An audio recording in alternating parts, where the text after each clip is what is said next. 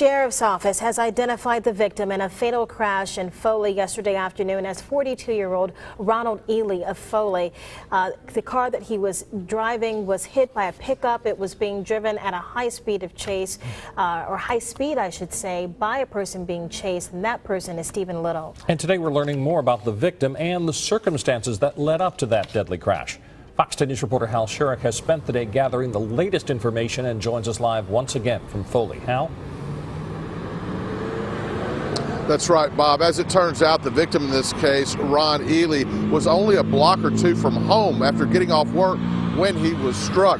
Deputies were in a high-speed pursuit of another motorist, Stephen Little, and Little's investigators say Little blew through a red light. He was headed northbound here at Highway 59, and that's when he struck Ely's car. Authorities are telling us today that they believe Little was actually under the influence of alcohol when this happened.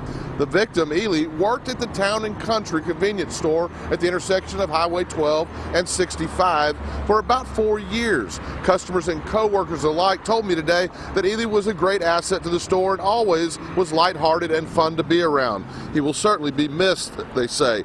His co-workers have set up a collection jar at the store to help the family with the funeral expenses. Today, investigators told me that at the time of his arrest, deputies smelled what seemed to be alcohol emitting from Stephen Little.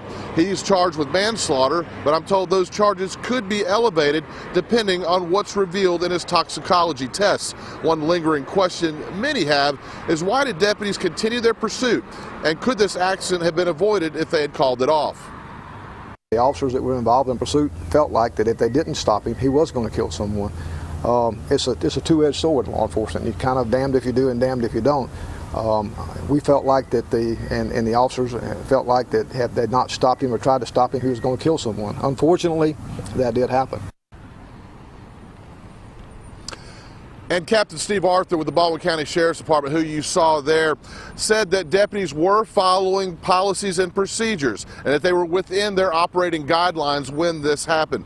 Investigators also told us today that the suspect, Stephen Little, had been released from a Tennessee prison in 2012 on a meth manufacturing sentence and had since had a DUI and had his license revoked. He told deputies he ran because he didn't want to go back to prison. For now, reporting live in Foley, Hal Sherrick, Fox 10 News. All right, Hal, we'll have to follow up when those toxicology tests come back. Mobile police say a man on a